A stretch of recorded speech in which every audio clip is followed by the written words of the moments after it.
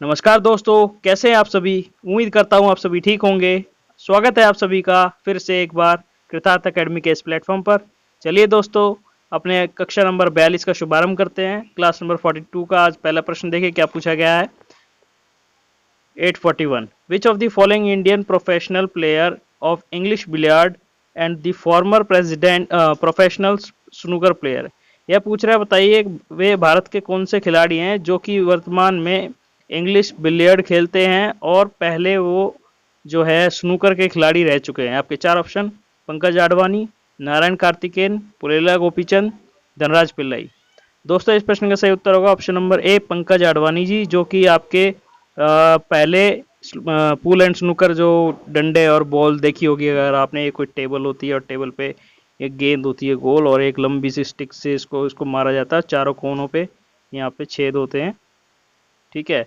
और जब इसे स्टिक से हिट किया जाता है और भी बॉल पड़ी होती है यहाँ पर, तो बॉलों को इन छेदों के अंदर डाल दिया जाता है। इसे कहते हैं पूल एंड स्नूकर। तो इसके एक खिलाड़ी थे हमारे पंकज आडवाणी जी, जो कि महाराष्ट्र से बिलोंग करते हैं, महाराष्ट्र के पुणे से बिलोंग करते हैं, ठीक है। तो वो वर्तमान में जो हैं अभी इंग्लिश बिलियर्ड के खिलाड़ी हैं। बाकी के आपके ऑप्शन, जो बाकी तीन ऑप्शन है, इनके विषय में भी जरूर बता दूंगा। जो आपके नारायण कार्तिकन है, ये भारत के एकमात्र सबसे पहले फार्मूला 1 कार रेसिंग के ड्राइवर हैं, ठीक है। जबकि आपके जो option number C Pullela Gopichand है, ये आपके बैडमिंटन के राष्ट्रीय स्तर पर खिलाड़ी रहे हैं और वर्तमान में ये हमारी पीवी संधू के आपके ये कोच भी हैं। धनराज पिल्लाई जी जो हैं, ये भारतीय हॉकी टीम के कप्तान रहे हैं और एक बहुत अच्छे खिलाड़ी भी रहे हैं। चलिए दोस्तों, अगले प्रश्न की तरफ बढ़ते हैं। प्रश्न संख्या 842, क्वेश्चन नंबर 842 क्या पूछा है। Which European country was not one of the signatory of Treaty of Rome establishing the European Economic Committee in 1957? दोस्तों, इस प्रश्न में पूछा गया है कि बताइए वर्ष 1957 में जो रोम के अंदर एक संधि हुई थी यूरोपियन देशों के मध्य, जिसमें उन्होंने यूरोपीय आर्थिक समुदाय बनाया था, यूरोपीय आर्थिक समुदाय बनाया था, जिसके तहत 6 देशों ने इसमें भाग लिया था, 6 देशों ने इसमें साइन किए थे। तो यह पूछ रहा है, बताइए उनमें से निम्न में से कौन सा देश उसमें शामिल नहीं था। आपके चार ऑप्शन: फिनलैंड, फ्रांस, इटली या बेल्जियम। इस प्रश्न का सही उत्तर होगा आपका ऑप्शन नंबर ए, फिनलैंड। फिनलैंड उसका हिस्सा नहीं था, जबकि आपके हिस्सा थे आपका फ्रांस भी उसका हिस्सा रहा है, बेल्जियम भी रहा है और इटली भी रहा है। इन्होंने ऐसा इसलिए किया क्योंकि ये एक दूसरे को आर्थिक रूप से हेल्प करना चाहते थे, फाइनेंशियली इकोनॉमिकली एक दूसरे की हेल्प करना चाहते थे, ताकि ये जैसे हम अगर कोई चाइना से माल मंगाते हैं या किसी और कंट्री से हम अपने इंडिया में माल एक्सपोर्ट या इंपोर्ट करते हैं, अगर हम कुछ मंगाते हैं अपने भारत में तो उसके ऊपर इंपोर्ट ड्यूटी लगेगी और जाने के लिए दूसरे कंट्री में वो भी इंपोर्ट ड्यूटी लगाते हैं। तो इस प्रकार से एक दूसरे की इंपोर्ट ड्यूटीज़ ना लगाते हुए फ्री ऑफ कॉस्ट इंपोर्ट और एक्सपोर्ट करने से क्या है, ये एक दूसरे को राहत देते हैं, जिससे इनकी जो इकोनॉमी में थोड़ी ग्रोथ होती है। इसलिए उन्होंने इस चीज़ का फॉर्मेशन किया था, इस समिति का समुदाय का फॉर्मेशन किया था, बनाया था। अगले प्रश्न की तरफ बढ़ते हैं। प्रश्न संख्या 843, 843 क्या पूछ रहा है। Who is the universally credit with the invention the barometer in 1643। दोस्तों, इसने पूछा है, बताइए वर्ष 1643 में बैरोमीटर के आविष्कार के लिए श्रेय, सार्वभौमिक श्रेय किसे जाता है या किसे दिया जाता है। आपके चार ऑप्शन: ई वेलिंगस्टा टोरिसेली या क्रिश्चियन ह्यूजेन या जेम्स चैडविक या अर्नेस्ट ओ लॉरेंस। दोस्तों, इस प्रश्न का सही उत्तर होगा ऑप्शन नंबर ए, ई वेलिंगस्टा टोरिसेली। आपने अगर देखा हो, बैरोमीटर का काम क्या है, बैरोमीटर का काम है प्रेशर मेजरमेंट, यानी कि दाब होता है आपका फोर्स पर यूनिट एरिया, कभी आपसे पूछा जाए तो, ठीक है। दाब की आपने कभी वो देखा होगा इसकी अलग अलग जगह पे अलग अलग इसकी यूनिट्स का इस्तेमाल होता है। एक टॉर यूनिट भी होती है जो कि इनके सरनेम से लिया गया है, TORR, ठीक है। ये आप इससे इनको याद रख लीजिए। टॉरिसेली के अंदर जो पहले 4 लेटर हैं TORR, इनका नाम इसीलिए, टॉर की जो इकाई है वह टॉर जो है प्रेशर की दाब की इकाई भी के रूप में भी इस्तेमाल की जाती है, ठीक है। वहीं आपसे क्रिस्टियन ह्यूजन के विषय में अगर पूछता है, तो क्रिस्टियन ह्यूजन जो है ड्यूअल थ्योरी ऑफ लाइट के विषय में उन्होंने बताया था। जो आपकी रोशनी होती है उसके 2 प्रकार के नेचर होते हैं, उनके विषय में इन्होंने बताया था। जबकि आपके जेम्स चैडविक के विषय में अगर पूछता है, तो ये न्यूट्रॉन की खोज की थी इन्होंने। और यदि आपसे वे अर्नेस्ट और लॉरेंस के विषय में पूछते हैं, तो साइक्लोट्रॉन अगर एक हाई फ्रिक्वेंसी ऑसिलेटर जनरेटर होता है जो कि साइक्लोट्रॉन कहलाता है, एक डिवाइस होता है। उसके आविष्कारक जो है अर्नेस्ट और लॉरेंस थे। अगले प्रश्न की तरफ बढ़ते हैं। प्रश्न संख्या 844 844, ये क्या पूछ रहा है? Which element makes up 46.6% of the mass of earth crust? दोस्तों इसने पूछा है पृथ्वी की भूपर पट्टी, आप अर्थ क्रस्ट को बोलते हैं, पृथ्वी की भूपर पट्टी बोलते हैं इसको। भूपर पट्टी का जो भी हिस्सा है उसका 46.6% जो हिस्सा है वह किस तत्व से बना हुआ है? आपके चार ऑप्शन। ऑप्शन ए आयरन, लोहा, ऑक्सीजन, एल्यूमिनियम या सिलिकॉन। दोस्तों इस प्रश्न का सही उत्तर होगा ऑप्शन नंबर बी ऑक्सीजन। मुझे पता है आप में से कई लोगों को बहुत आश्चर्य हो रहा होगा कि ऑक्सीजन कैसे हो सकता है, परंतु इसका सही उत्तर ऑक्सीजन है। ऑक्सीजन ही जो है आपकी पृथ्वी की भूपर पट्टी का 46.6% जो है टोटल लैंड मास का, क्रस्ट का, ये कंसिस्ट करता है। बाकी के आपके ये हैं। इसके बाद एक सीक्वेंस याद कर लीजिए। ऑक्सीजन, ऑक्सीजन के बाद आपका सिलिकॉन आता है, उसके बाद आपका एल्यूमिनियम आता है, देन उसके बाद आपका आयरन आता है Fe, फिर उसके बाद आपका कैल्शियम आता है Ca। ठीक है, इसको याद कर लीजिए OCAl FeCa। ठीक है, ये एक सीक्वेंस है, आपको आगे हेल्प मिलेगी काफ़ी। चलिए दोस्तों अगले प्रश्न की तरफ बढ़ते हैं। प्रश्न संख्या 845 845 क्या पूछा है? According to continental drift theory all the continents formed a single continental mass name dash. यह पूछ रहा है, बताइए जो महाद्वीपीय विस्थापन सिद्धांत है, महाद्वीपीय विस्थापन सिद्धांत जो है उससे संबंध में पूछ रहा है कि वो बताता है कि जितने भी हमारे वर्तमान में महाद्वीप हैं वे सभी एक भूभाग, एक भूखंड का हिस्सा थे। उस भूभाग का नाम क्या है जिससे ये बन के अलग अलग छोटे छोटे टुकड़ों में बटे हैं, अलग अलग महाद्वीपों में बट चुके हैं आज के समय में। तो वो पूछ रहा है जो पहले एक जो भूखंड था, ये भूखंड था, इसके काफ़ी हिस्से हो चुके हैं, मान लीजिए कई हिस्से हो चुके हैं वर्तमान में। तो ये जो सिंगल यूनिट ऑफ लैंड था इसका क्या नाम था?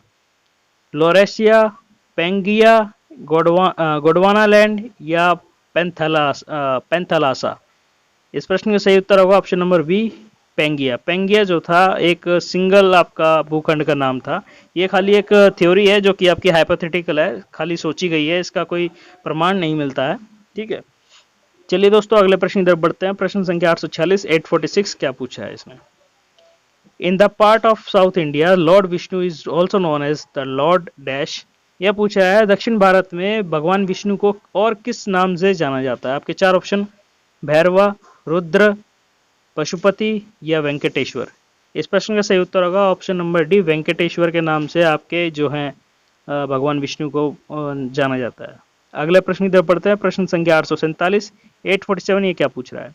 विच of the following is not a green house gas. यह पूछा है निम्न में से कौन सी ग्रीन हाउस गैस नहीं है? आपके चार ऑप्शन। अमोनिया, क्लोरोफ्लोरोकार्बन, मीथेन या नाइट्रस ऑक्साइड। दोस्तों इस प्रश्न का सही उत्तर होगा ऑप्शन नंबर ए अमोनिया। अमोनिया जो है आपकी ग्रीन हाउस गैस कैटेगरी में नहीं आती है। ठीक है, और बाकी ये आपकी ग्रीन हाउस गैस की कैटेगरी में आती है। मैं आपको थोड़ा सा क्लियर कर देता हूँ, और यदि आपको ये नहीं पता ग्रीन हाउस गैस क्या होती है तो आपको ये भी नहीं पता होगा कि ये कौन सी गैस इसके लिए जिम्मेदार है और कौन सी नहीं है। मैं आपकी थोड़ी क्लियरिटी के लिए बता देता हूँ। ठीक है, वे सभी गैस, देखिए उन गैसों की सभी गैसों की अपनी अलग अलग एक प्रॉपर्टी होती है, अपनी अपनी एक खासियत होती है। बस ग्रीन हाउस गैस हम वो कैटेगरी डिफाइन कर देते हैं गैस की दो प्रॉपर्टी। एक तो पहली प्रॉपर्टी की वो गैसें जो हमारी ओजोन O3 ओजोन परत को डैमेज करती हों, वो इस कैटेगरी में आएंगी। और दूसरी वो गैसें जो हमारे सूर्य की किरणों से सूर्य की आने वाली रोशनी को अवशोषित कर कर उनसे गर्म होकर हमारे वातावरण का तापमान बढ़ा दें, जो हमारे एनवायरनमेंट का टेम्परेचर को इंक्रीज कर दें। ठीक है, ये दो जो कैटेगरी हैं, ये जो दो क्वालिटीज़ हैं, ये दो प्रॉपर्टीज़ हैं गैसों की।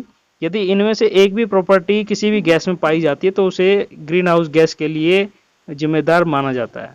ठीक है, इसी से मैं बता देता हूँ आपको।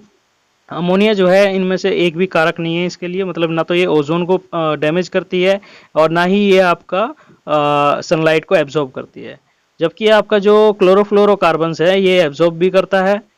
ठीक है, और नाइट्रस ऑक्साइड जो है आपकी, ये एनेस्थीसिया N2O जिसे कहते हैं, लाफिंग गैस भी जिसे कहते हैं, ये काफ़ी पूछा जाता है। रेलवे और SSC दोनों ही पूछते हैं इसके विषय में। फॉर्मूला भी पूछ लेता है लाफिंग गैस का नाम बताइए। नाइट्रस ऑक्साइड पूछेगा लाफिंग गैस का फॉर्मूला बताइए तो N2O। और एक और है, इसका जो एप्लीकेशन है, इसका जो प्रयोग है वह एज अ एनेस्थीसिया, बेहोशी के लिए किया जाता है, मतलब सुन्न करने के लिए। किसी अंग का अगर ऑपरेशन हो रहा है, आंख का, कान का या पैर का, किसी भी हिस्से का, डॉक्टर जो ऑपरेशन करते हैं उससे पहले एनेस्थीसिया दिया जाता है। तो N2O नाइट्रस ऑक्साइड जो गैस है, इसका इंजेक्शन लगाया जाता है, ठीक है, लिक्विड फॉर्म में होता है, ये उसी से संबंधित है नाइट्रस गैस। तो एज अ एनेस्थीसिया के तौर पे से इसका इस्तेमाल होता है। जबकि मीथेन गैस जो है आपकी आपकी ये सनलाइट को एब्जॉर्ब कर लेती है, सूर्य की किरणों को एब्जॉर्ब करती है और ये वातावरण का तापमान बढ़ा देती है। अगले प्रश्न की तरफ बढ़ते हैं। प्रश्न संख्या 848 848 क्या पूछ रहा है, इकोनॉमी का क्वेश्चन है, अर्थशास्त्र का प्रश्न है ये। पर्सनल इनकम यानी कि निजी आय में से यदि हम घटा दें क्या, पर्सनल टैक्स पेमेंट यानी कि निजी निजी कर देय, यानी कि जो हमें गवर्नमेंट को टैक्स पे करने होते हैं, यदि और उसी में से हम घटा दें नॉन टैक्स पेमेंट्स, जो कि हमें टैक्सेबल मतलब टैक्स से अलग, जो हमें टैक्स नहीं देना परंतु वो भी एक प्रकार के खर्चे हैं, वो भी हमें देने होते हैं। यदि हम अपनी आय में से टैक्स पेमेंट कर देते हैं, यानी कि कर दे देते हैं गवर्नमेंट को, और नॉन टैक्स वाले जो खर्चे हैं वो भी हम घटा देते हैं, तो हमें वह क्या मिलेगा, बची हुई राशि हमारे लिए क्या होगी, क्या कहलाएगी? आपके ऑप्शन ए है नेट नेशनल प्रोडक्ट और at factor cost, option B national income राष्ट्रीय आय, option C personal disposable income यानी कि निजी डिस्पोजेबल इनकम, या ग्रॉस नेशनल प्रोडक्ट यानी कि आपका सकल राष्ट्रीय उत्पाद। इस प्रश्न का सही उत्तर होगा option number C, personal disposable income. देखिए थोड़ा सा आपकी क्लियरिटी के लिए मैं इसको थोड़ा समझा देता हूँ आपको। इसमें यही पूछा, यदि आपके जेब में अगर आपको 100 रुपये दिए जाते हैं, 100 मान लीजिए जस्ट फॉर एग्जांपल आपको 100 रुपये दिए जाते हैं, और उसमें से आपको सरकार को 2 रुपये जो हैं एज अ टैक्स के रूप में देना पड़ता है, यानी कि कर के तौर पे देना पड़ता है, और उसमें से जो पैसे बचे आपके बचे 98 रुपीज़। अब उसमें से भी आप कुछ खर्चे ऐसे होते हैं जो आप टैक्स नहीं देते परंतु वो आपके होते हैं, जैसे इंश्योरेंस हो गया, आपने कभी इंश्योरेंस कराया हुआ है अपना बच्चों का, एक फैमिली का, और ईपीएफ हो गया, पेंशन्स हो गई, इस तरह के जो खर्चे होते हैं वो भी घटा दीजिए इसमें से कुछ भी जो भी हैं। और उसके बाद जो मनी आपके हाथ में आता है जिसे आप इस्तेमाल कर सकते हैं, उसे ही कहते हैं पर्सनल डिस्पोजेबल इनकम। ये उसका फॉर्मूला है, ये आपसे बहुत ही इंपॉर्टेंट फॉर्मूला है इकोनॉमी के अंदर, अर्थशास्त्र के विषय में, जो आपसे कभी भी पूछा जा सकता है। अगले प्रश्न की तरफ बढ़ते हैं। प्रश्न संख्या 849 849 क्या पूछा है, what is the SI unit of energy. यह पूछा है ऊर्जा की एसआई इकाई क्या है। दोबारा सुन लीजिए, ऊर्जा की एसआई इकाई क्या है, अंतरराष्ट्रीय मानक इकाई क्या है। आपके चार ऑप्शन, वाट, कैलोरी, जूल या जूल पर सेकंड। दोस्तों इस प्रश्न का सही उत्तर होगा ऑप्शन नंबर सी, जूल जो है आपकी अंतरराष्ट्रीय मानक इकाई है। ठीक है, कभी आप कैलोरी को लगा दें, जबकि इनमें आपस में संबंध होता है, कभी पूछ सकता है कि बताइए 1 कैलोरी के अंदर कितना जूल होता है, तो ये होता है 4.2 भी दिया है कई किताबों में, और कईयों में आपको अप्रोक्सीमेटली इसे 4.18 जूल करके भी जूल करके दिया जाता है। ठीक है, 4.2 कह सकते हो या 4.18 जूल, अप्रोक्सीमेशन है ये, इसके आसपास ही होता है। ये फॉर्मूला भी याद रखिए, इसके विषय में कभी आपसे जनरल साइंस में पूछा जा सकता है। चलिए दोस्तों अगले प्रश्न की तरफ बढ़ते हैं। प्रश्न संख्या 850 850 क्या पूछा है, who is known as the father of genetics. यह पूछा गया है, बताइए आनुवंशिकता के जनक किसे कहा गया है। आपके चार ऑप्शन है, Louis Pasteur, Edward Jenner, Gregor Mendel या जे थॉमसन। इस प्रश्न का सही उत्तर होगा option number C, Gregor Mendel जो है आपके आनुवंशिकता के पिता के तौर पर या आनुवंशिकता के जनक के तौर पर जाने जाते हैं। अगले प्रश्न की तरफ बढ़ते हैं। प्रश्न संख्या 851 851 ये क्या पूछा है, where is the headquarter of tea board of India. दोस्तों इसने पूछा है, बताइए भारत के टी बोर्ड का मुख्यालय कहाँ है। आपके चार ऑप्शन, असम, नई दिल्ली, कोलकाता, अरुणाचल प्रदेश। इस प्रश्न का सही उत्तर होगा ऑप्शन नंबर सी, कोलकाता। आपकी जो पश्चिम बंगाल वेस्ट बंगाल की राजधानी है कोलकाता, और कोलकाता में ही आपका टी बोर्ड ऑफ इंडिया स्थित है। आप में से कई बच्चों को कन्फ्यूजन हो रहा होगा कि ये आसाम में क्यों नहीं है। हाँ मानता हूँ आसाम की चाय काफ़ी अच्छी है, परंतु जो मुख्यालय है वह आपका कोलकाता में है। ठीक है, और इसमें थोड़ी आपकी जानकारी ऐड कर दूं, यदि यहाँ पश्चिम बंगाल का नाम आ गया है तो पश्चिम बंगाल की जो अभी वर्तमान में मुख्यमंत्री के विषय में पूछा जाए तो ममता बनर्जी हैं, आप सभी को पता होगा। ठीक है, ममता बनर्जी। और यहाँ के गवर्नर के विषय में पूछा जाता है तो वे हैं जगदीप धनखड़। ठीक है, ये दो चीज़ें तो आपको रटी हुई होनी चाहिए। उम्मीद करता हूँ जब तक आपका एग्ज़ाम होगा तब तक आपको ये चीज़ें मैं रटवा दूंगा। चलिए दोस्तों अगले प्रश्न इधर बढ़ते हैं। प्रश्न संख्या 852 852 क्या पूछा है? अनुपम इज अ डैश, ये पूछ रहा है, बताइए अनुपम निम्न में से क्या है? आपके चार ऑप्शन है। रोबोट है, सैटेलाइट उपग्रह है, ये रेस्क्यू ऑपरेशन बचाव एक तरह का बचाव सहायता है, या option number D super computer है। दोस्तों इस प्रश्न का सही उत्तर होगा option number D super computer. Anupam जो है एक सुपर कंप्यूटर की सीरीज में श्रृंखला में एक अभी लेटेस्ट ही जो है सुपर कंप्यूटर है, जो जिसका निर्माण पूछ सकते हैं इसका जो आविष्कार है वह किसने किया? तो ये BARC Bhabha atomic research centre, जो कि आपके ट्रॉम्बे मुंबई महाराष्ट्र, ठीक है, ट्रॉम्बे मुंबई इसका हेडक्वार्टर पूछते हैं। बार्क का हेडक्वार्टर कहाँ पे है? तो ये आपका मुंबई में स्थित है, ठीक है, ट्रॉम्बे महाराष्ट्र में। चलिए दोस्तों अगले प्रश्न की तरफ बढ़ते हैं। प्रश्न संख्या 853 853 क्या पूछ रहा है? अल्फाबेट इंक, इंक का मतलब आपसे कभी पूछता है तो इंक का मतलब होता है इनकॉर्पोरेटेड, ठीक है। तो ये पूछ रहा है अल्फाबेट इनकॉर्पोरेटेड कंपनी जो है is the parent company of which of the following, यह पूछ रहा है अल्फाबेट इनकॉर्पोरेटेड कंपनी निम्न में से कौन सी कंपनी की पैतृक कंपनी है, यानी कि पेरेंट कंपनी। आपके चार ऑप्शन है। एप्पल की, हेवलेट पिकार्ड जिसे आप एचपी भी कहते हैं, एचपी के लैपटॉप वगैरह देखे होंगे आपने, गूगल की, या माइक्रोसॉफ्ट की। दोस्तों इस प्रश्न का सही उत्तर होगा ऑप्शन नंबर सी गूगल। ये जो है गूगल की पैतृक कंपनी है, ठीक है। और इसमें आपकी जानकारी के लिए ऐड कर देता हूं, यदि आपसे वह पूछता है गूगल के विषय में आ गया तो आपसे प्रश्न जब भी पूछा जाएगा पूछ सकता है अल्फाबेट के सीईओ कौन है। तो वर्तमान में अल्फाबेट के सीईओ हैं लैरी पेज, ठीक है, जो कि इसके को फाउंडर रहे हैं लैरी पेज। वर्तमान में अल्फाबेट इनकॉर्पोरेटेड के जो सीईओ हैं वो लैरी पेज। यदि आपसे गूगल के सीईओ पूछा जाता तो वो हमारे भारतीय मूल के सुंदर पिचाई, ठीक है, सुंदर पिचाई जी भारतीय मूल के गूगल के वर्तमान के सीईओ कार्यकारिणी अधिकारी हैं। अगले प्रश्न की तरफ बढ़ते हैं। प्रश्न संख्या 854 854 क्या पूछा है? Who is the present CEO of the Tesla Motors. दोस्तों मैं आपको पहले भी बता चुका हूँ, जितनी भी बड़ी बड़ी नामी गिरामी कंपनियां हैं या कोई आपके बड़े बड़े गवर्नमेंट बॉडीज हैं, सरकारी संस्थान हैं, उनके जितने भी तीन चार चीज़ें आपको अवश्य याद होनी चाहिए। उनके संस्थापक कौन है, या उनकी हेडक्वार्टर मुख्यालय कहाँ है, या उनके वर्तमान में सीईओ कार्यकारिणी मुख्य कार्यकारिणी अधिकारी कौन है। तो वही पूछ रहा है, बताइए ये एक प्राइवेट कंपनी है टेस्ला मोटर्स जो है, बिजली की कारें बनाती हैं, बिजली की गाड़ियाँ फोर व्हीलर्स बनाती हैं। तो इसके वर्तमान के कार्यकारिणी अधिकारी कौन है? आपके चार ऑप्शन इलॉन मस्क, डॉक्टर वैल्यूमनी, बिल गेट्स, जेफ बेजोस। इस प्रश्न का सही उत्तर होगा option number A Elon Musk. Elon Musk जो है अभी वर्तमान में इनकी एक और कंपनी है स्पेस एक्स, जो कि विश्व की सबसे पहली प्राइवेट एजेंसी है, प्राइवेट कंपनी है, जो कि लोगों को चंद्रमा पर घुमाने के लिए ले जाएगी। वो स्पेसशिप वगैरह भेजती है, स्पेसशिप लॉन्च करती है, पहली प्राइवेट कंपनी है आज तक, ठीक है। इसके अलावा और कोई कंपनी आज तक बनी नहीं है। बनी है नासा की है, परंतु प्राइवेट नहीं है, गवर्नमेंट बॉडी है। प्राइवेट के तौर पर सिर्फ एकमात्र स्पेस एक्स कंपनी है, ठीक है। और यदि आपसे इसमें पूछ लिया जा सकता है, ये डॉक्टर वैल्यूमनी के विषय में पूछे तो आपने थायरोकेयर का अगर नाम सुना होगा तो, ठीक है, थायरोकेयर जो कि भारत की एक कंपनी है, थायरोकेयर के आपके फाउंडर हैं डॉक्टर वैल्यूमनी। यदि बिल गेट्स के विषय में पूछते हैं, आप सभी को पता होगा, ये माइक्रोसॉफ्ट के फाउंडर हैं। जेफ बेजोस के विषय में पूछता है तो अमेजोन के संस्थापक हैं। अगले प्रश्न की तरफ बढ़ते हैं। प्रश्न संख्या 855 855 ये क्या पूछ रहा है?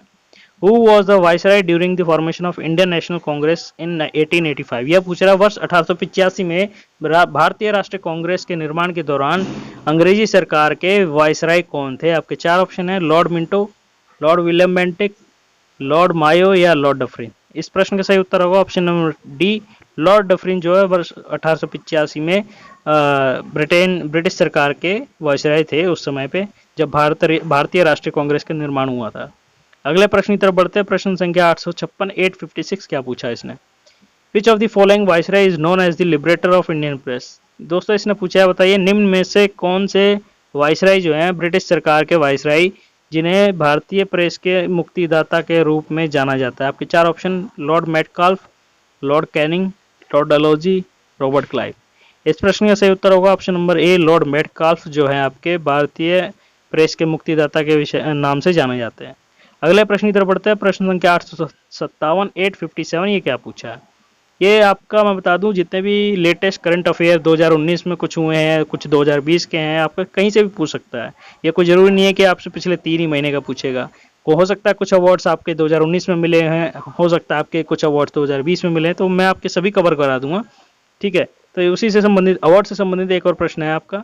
यह पूछ रहा है, बताइए वर्ष 2019 में दिए गए राजीव गांधी खेल रत्न अवार्ड के विजेता कौन है? इंग्लिश में एक बार रीड कर देता हूँ। Who is the winner of Rajiv Gandhi Khel Ratna award 2019? ठीक है, आपके 4 ऑप्शन है, बजरंग पूनिया, सुशील कुमार, विजेंद्र सिंह, साक्षी मलिक। इस प्रश्न का सही उत्तर होगा option number A, Bajrang Punia. Bajrang Punia जो है हरियाणा के झज्जर से इनका ताल्लुक है। ठीक है, और इन्हें जो है कुश्ती के अंदर, रेसलिंग के लिए इन्हें राजीव गांधी खेल रत्न अवार्ड से सम्मानित किया गया वर्ष 2019 में। एक और खिलाड़ी थे जो कि आपके, दोनों ही खिलाड़ी हरियाणा से संबंधित है। एक है आपकी दीपा मलिक। ठीक है, इन दोनों ही खिलाड़ियों को जो है वर्ष 2019 में राजीव गांधी खेल रत्न अवार्ड से सम्मानित किया गया है। अगले प्रश्न की तरफ बढ़ते हैं। प्रश्न संख्या 858 858 क्या पूछ रहा है? Which Indian sports person elected as a president of para Olympic committee of India PCI in February 2020? यह पूछ रहा है वर्ष 2020, फरवरी 2020, इसी साल का करंट अफेयर है ये।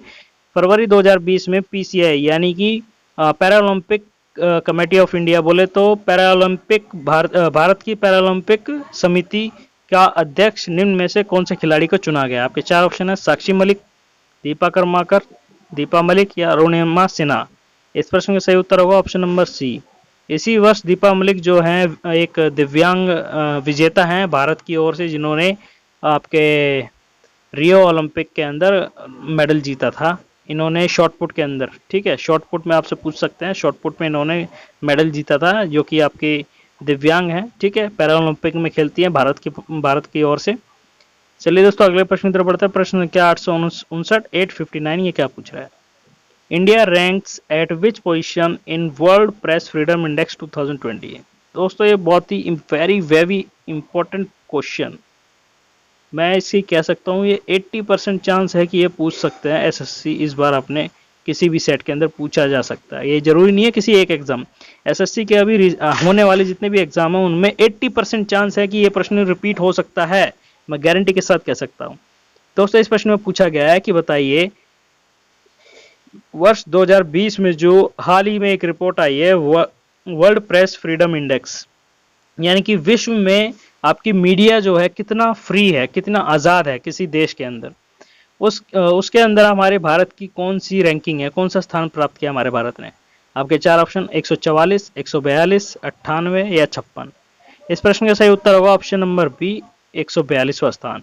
हमारे भारत के अंदर मीडिया की स्वतंत्रता को लेकर काफ़ी ज़्यादा मतलब काफ़ी दबाव हुआ है। इस समय तो कोई मतलब अपना एक क्वेश्चन भी नहीं पूछ सकता हमारी गवर्नमेंट से, ऐसा हाल है।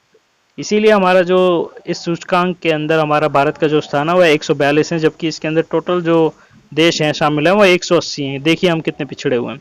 और ये 2020 में हाल नहीं है, वर्ष 2019 में भी हम इसी पायदान पर थे, वर्ष 2019 में भी हम 142वें स्थान पर थे। ठीक है, और जबकि आपसे ये पूछ सकता है और भी कई प्रकार के, अभी एक पिछले ही कल ही एक और मैंने प्रश्न आपसे पूछा था, जिसके अंदर मैंने पूछा था कि बताइए वर्ल्ड हैप्पीनेस इंडेक्स, यानी कि पिछले में हमने पूछा था वर्ष 2020 में वर्ल्ड हैप्पीनेस इंडेक्स के अंदर भारत का स्थान क्या रहा है, वो 144वां, जबकि पाकिस्तान भी इसमें आगे है हमसे।